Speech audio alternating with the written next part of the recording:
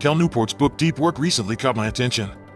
In Cal's definition, deep work is an activity performed in a state of distraction-free concentration that pushes your cognitive capabilities to their limits. In 2007, J.K. Rowling needed to escape the distractions of screaming kids and barking dogs to complete the final book of her Harry Potter series, The Deathly Hallows. These efforts create new value, improve your skill, and are difficult to replicate. After checking into a 5-star hotel in downtown Edinburgh, she wrote for the first day. She says she was not planning on staying there, but it worked out well for her. In the middle of writing a line of code, Bill Gates often fell asleep on his keyboard while working with such intensity for 2 months. After sleeping for an hour or two, Gates would wake up and pick up on the basic software Gates wrote in 8 weeks. Well, in a state of deep work, the basis of a billion-dollar company. Author Cal Newport has an MS degree in computer science and is a Georgetown professor who claims that deep work has allowed him to double his output of research papers while raising a family and teaching full-time. There's no way most people can go off the grid and do deep work for weeks at a time, as Gates and Rowling are extreme cases. Cal demonstrates that we can maintain a busy schedule and still do deep work and achieve significant results in our lives that others are unable to match. In what ways does deep work contribute to these best-selling books, innovative products, and extraordinary levels of productivity? Myelin is a white tissue that forms around neurons and allows them to fire faster and more efficiently. Neuroscientists have found that intense periods of concentration in isolated fields of work cause myelin to develop in relevant areas of the brain. As a result, deep work improves our brains by making specific brain circuits fire more effortlessly and effectively. Deep work allows us to connect ideas and discover creative solutions more rapidly in today's economy because of the brain upgrade we get from deep work. When you produce something great in a hyper-connected world, it has the potential to spread to billions of people, so it's becoming increasingly valuable and increasingly rare. Think about your last tweet. How long did it last? How quickly was it forgotten by the flood of information we deal with every day? Producing something great is necessary to stand out amongst the noise. Due to the increasing number of distractions in our world, deep work is becoming increasingly rare because it requires undivided attention. Thus, it is becoming increasingly difficult to do deep work. Coworkers expect you to respond immediately to an email or instant message. Employers want you to function in an open office concept of constant distraction. You are expected to maintain a social media presence by your friends and followers online.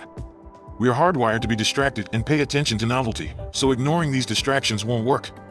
According to a 2012 study conducted by psychologists Wilhelm Hoffman and Roy Baumeister, only 50% of the time are we able to resist temptation to check email, surf the web, or watch TV while at work. It is possible, however, to build a scale of deep work that sets you apart from others and makes you indispensable in today's economy, thus separating you from the pack and making you indispensable. You can boost your focus and produce results that are difficult to replicate by incorporating these 3 deep work strategies into your schedule. First, schedule your distraction periods at home and at work. We are accustomed to going online whenever we can and checking our phones whenever they buzz or ding. But doing so is training your brain to avoid deep work. A day full of unscheduled distractions is training your brain to give in to any and all distractions to develop your tolerance to avoid distraction. Place boundaries on your distractions. Keep a notepad nearby and wait for the next distraction break. It will be painful at first for you to keep your focus until then, but remember that you are actually doing the reps that build your ability to concentrate. Second, develop a rhythmic deep work ritual. It is easiest for people to start deep work sessions consistently if they make it a habit. It is important to generate a rhythm for this work that eliminates the need for you to decide when and if you want to do it. In her book, Callie illustrates that scheduling chunks of deep focus ad hoc doesn't yield much productivity for people who aren't experienced at doing deep work at all. Early in the morning is usually the best time for them to go into deep work because you don't have to deal with incoming requests at that time. It's best for them to set aside a recurring time each day or each week to go into deep work. Research has shown that people can maintain their attention for 1 hour if they are experts at deep work, and for 4 hours if they are masters at deep work. You want to build up some of your deep work practices to 4 hours a day by planning rituals throughout the day. The third strategy to cultivate deep work in your life is to have a daily shutdown. Complete ritual sleep is the price we must pay in order to do deep work.